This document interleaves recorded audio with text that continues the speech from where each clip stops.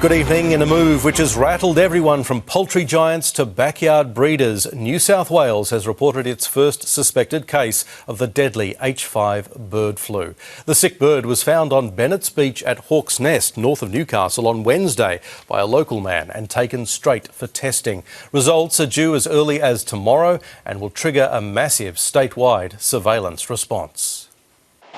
On the pristine sands of Bennetts Beach, a potentially catastrophic discovery. This is a suspect H5 bird flu case. The giant petrel, similar to this one, found ill by a resident on Wednesday and sent for urgent testing. We don't know yet if it is the worst strain of the virus. If so, it'll be the 6th confirmed case on Australian shores in under 2 weeks, with yet another suspect bird found just today on Perth's northern beaches. It can affect humans, but this particular strain is deemed to be very low risk. It's deja vu for the state's poultry industry, which culled hundreds of thousands of birds 2 years ago during the last outbreak of avian influenza. They are ready for whatever scenario might emerge. Come here, George. For Port Stephens chicken breeder Julia Davies, who's half an hour from Hawk's Nest. Just a little bit too close for comfort, unfortunately. You can see in the background I've got bird netting.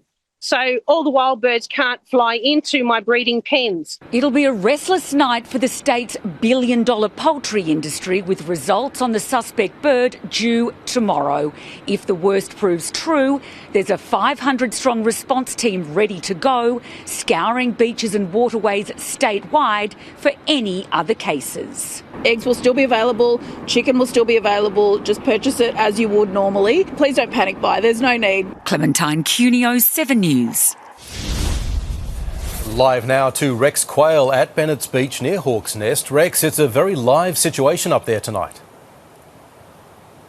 Paul, the hunt for any other infected birds in this area, this beautiful stretch of the state, Bennetts Beach and Hawk's Nest, is currently underway as we go to air tonight. Our cameras caught some staff from New South Wales Fisheries launching drones off the beach to assess this 14-kilometre strip of sand to spot any other sick or dead creatures. It comes as residents confront the news this quiet coastal pocket could be the start of something big and potentially very bad for bird populations statewide.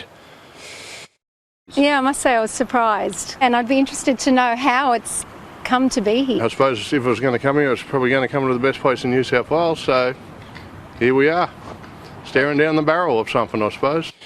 Paul, anyone spotting any ill or dead birds anywhere across New South Wales is tonight being urged to report them immediately. Rex Quayle live at Bennetts Beach for us tonight. Kicking off Parliament's winter break, the Prime Minister has used Pauline Hanson's stance on multiculturalism against her. But it was his answer to a lewd question about Kylie Minogue on a comedian's podcast that might have him wanting to step back in time. In Western Sydney, known for its cultural diversity, the PM inspects a pharmaceutical plant, then uses a leadership dialogue. We're a multicultural nation. It's who we are. To ramp up his fight with Pauline Hanson. 2 weeks ago, the One Nation leader declared Australia must be a monoculture.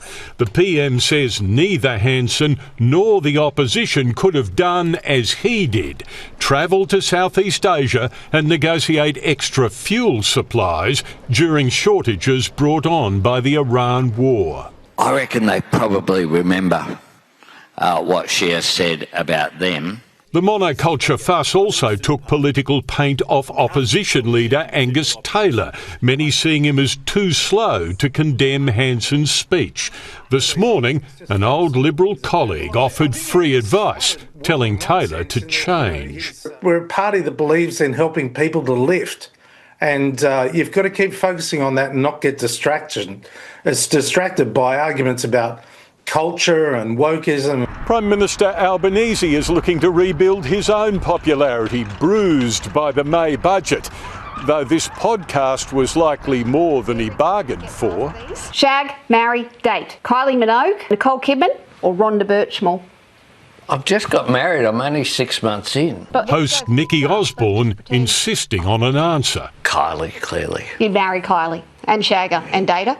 All of the above. All right.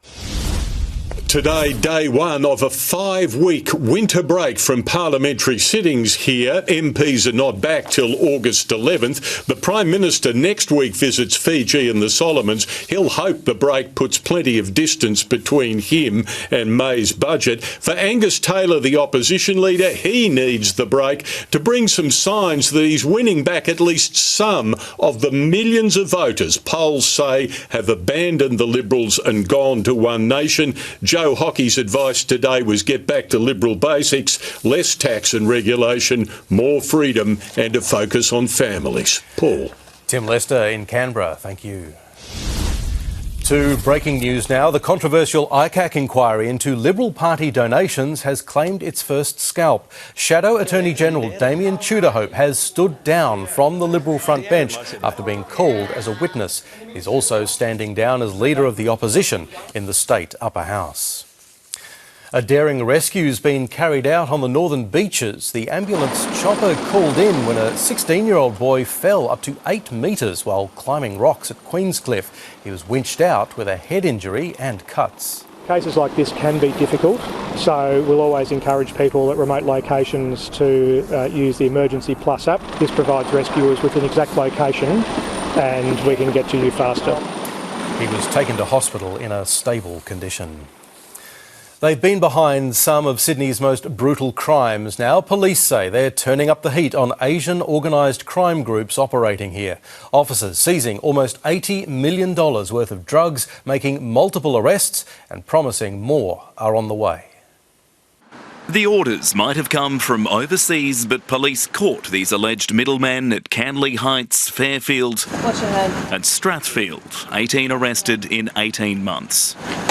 We've seized large amounts of cash, firearms and prohibited drugs, predominantly cocaine, meth, MDMA and some ketamine as well. The haul has a street value of $77 million. The joint operation between the Organised Crime Squad and New South Wales Crime Commission has been targeting drug networks headquartered out of Southeast Asia. The Badger Organised Crime Network is absolutely one network that we're looking at. What we're really focusing on is taking these people out to stop these crimes of violence from occurring. Looking at potential links to the horror murder of Kim Tran, who was kidnapped in front of her children, and the attempted execution outside a childcare centre near Revesby, foiled by police. More lockups are expected. It's not just more arrests here in New South Wales that police hope to soon be making. The long arm of the law stretching overseas as well to turn the screws on those pulling the strings. Working with our international partners offshore and our Commonwealth partners to